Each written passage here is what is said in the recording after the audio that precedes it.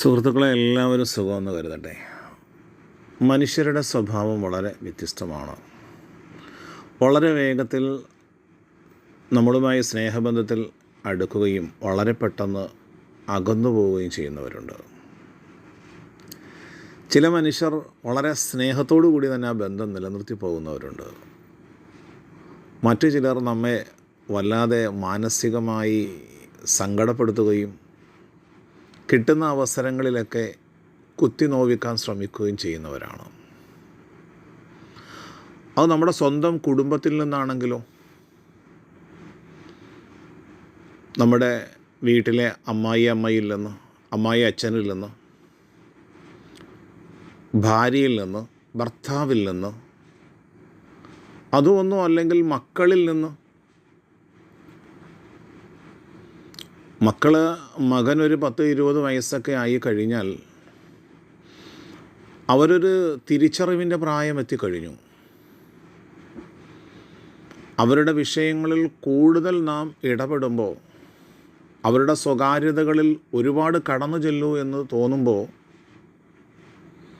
മക്കളാണെങ്കിൽ പോലും, മകനാണെങ്കിലും മകളാണെങ്കിലും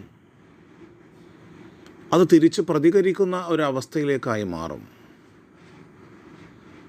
എനിക്കറിയുന്ന ചില കുടുംബങ്ങളിൽ മകൻ സ്വന്തം അച്ഛനോട് 10-15 വർഷമായിട്ട് ഒരക്ഷരം സംസാരിക്കാതെ പിണക്കത്തിൽ കഴിയുന്ന പല കുടുംബങ്ങളും നമ്മുടെ നാടുകളിലുണ്ട്.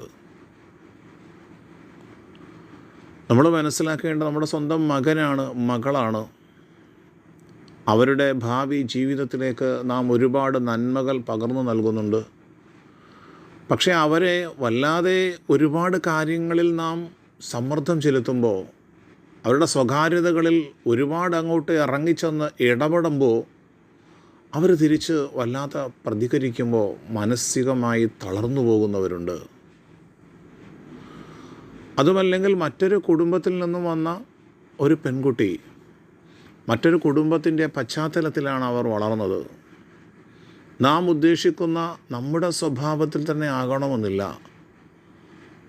നമ്മുടെ വീട്ടിൽ ഒരേ ഉദരത്തിൽ നിന്ന് 2 ഇരട്ട കുട്ടികൾ ജനിച്ചു വന്നാൽ അവരുടെ 2 പേരുടെയും സ്വഭാവം ഒരുപോലെയല്ല, വ്യത്യസ്തമാണ്, വൈവിധ്യങ്ങളുണ്ട്. അതുപോലെ തന്നെ മറ്റൊരു കുടുംബത്തിൽ നിന്ന് നമ്മുടെ വീട്ടിലേക്ക് വന്ന ഒരു പെൺകുട്ടിയെ സംബന്ധിച്ചിടത്തോളം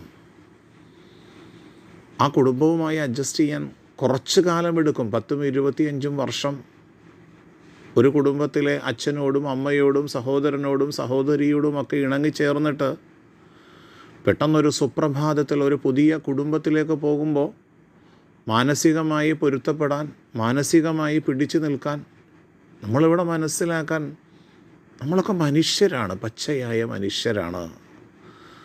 നമ്മൾ കാണുന്നത് പോലെ, നമ്മൾ വിചാരിക്കുന്നത് പോലെ തന്നെ ആകണം എന്ന് ഒരിക്കലും മകൻ്റെ കാര്യത്തിൽ, മകളുടെ കാര്യത്തിൽ, മരുമകൻ്റെ കാര്യത്തിലൊന്നും നമ്മൾ ഇടപെടരുത്. ഇടപെടണ്ട എന്ന് പറയുമ്പോൾ പരസ്പരം ശത്രുക്കളായി കഴിയണമെന്നല്ല. അവരുടെ സ്വകാര്യതകളിലേക്ക് കടന്നു ചെന്ന് അവർക്കൊരു പ്രയാസമുണ്ടാകുന്ന ഒരു രൂപത്തിലേക്ക് നാം അങ്ങ് ആകരുത്. കുട്ടികളുടെ അവസ്ഥയിൽ നിന്ന് മാറിയാൽ, ഒരു ഏജ് കഴിഞ്ഞാൽ അവർക്ക് അവരുടേതായ കുറച്ച് ഫ്രീഡം നമ്മൾ അനുവദിക്കുക എന്ന് മാത്രമല്ല, അവരുടെ ജീവിതത്തിലേക്ക് അവർ പ്രവേശിച്ചു കഴിഞ്ഞു. അപ്പോൾ അങ്ങനെയൊക്കെ പലപ്പോഴും നാം ശ്രദ്ധിക്കാതെ, ചിന്തിക്കാതെയൊക്കെ വരുമ്പോൾ കുടുംബങ്ങളിൽ പലതരത്തിലുള്ള പ്രശ്നങ്ങളാണ്. മറ്റു ചിലരങ്ങനെയല്ല. ഒരു മകളെ വിവാഹം ചെയ്ത് അയച്ചിട്ട് ആ വീട്ടുകാർ നിരന്തരം ഫോൺ ചെയ്ത് കാര്യങ്ങളൊക്കെ ചോദിക്കും. ആ വീടിൻ്റെ രഹസ്യങ്ങളൊക്കെ മനസ്സിലാക്കും. ആ വീടിൻ്റെ സ്വകാര്യതകളൊക്കെ ചോദിച്ചറിയും.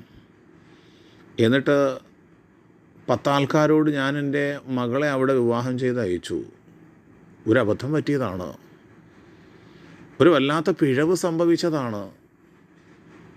ഇതവസാനം എവരുടെ ചെവിയിലേക്ക് തന്നെ എത്തുമ്പോൾ മാനസികമായി ആ പിതാവ് അല്ലെങ്കിൽ ആ മാതാവ്, ആ കുടുംബം ആകെ തളർന്നും തകർന്നും പോകും.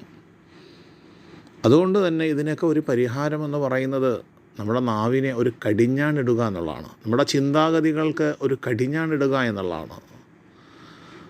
നമ്മുടെ കുടുംബത്തിൽ പലരും നമ്മെ കുത്തി നോവിക്കുമ്പോൾ, മാനസികമായി തളർത്തുമ്പോൾ, ഒറ്റപ്പെട്ടു പോയി എന്ന് തോന്നുമ്പോൾ നമ്മൾ മനസ്സിലാക്കേണ്ടത് ഇത്തരം കുത്തിനോവിക്കലുകൾ, ഇത്തരം പ്രതിസന്ധികൾ നമ്മുടെ മനസ്സിലേക്ക് അങ്ങ് കൊടുക്കാണ്ടിരിക്കുക. അഡ്ജസ്റ്റ് ചെയ്ത് ജീവിക്കാൻ, അഡ്ജസ്റ്റ് ചെയ്തങ്ങ് കഴിയാൻ. കാരണം ഒരു 10, 80, 70 വർഷം നാം ഈ ഭൂമിയിലൂടെ അങ്ങ് ജീവിക്കുന്നു. ജീവിക്കുന്ന കാലം സങ്കടത്തിലും പ്രയാസത്തിലും മാനസികമായ പിരിമുറുക്കങ്ങളിലും ജീവിച്ചു പോകാതെ ജീവിക്കുന്ന കാലം അഡ്ജസ്റ്റ് ചെയ്തും സന്തോഷത്തോടെയും ആഹ്ലാദത്തോടെയും ജീവിക്കണം. ദൈവം നമ്മെ അനുഗ്രഹിക്കട്ടെ. നന്ദി, നമസ്കാരം.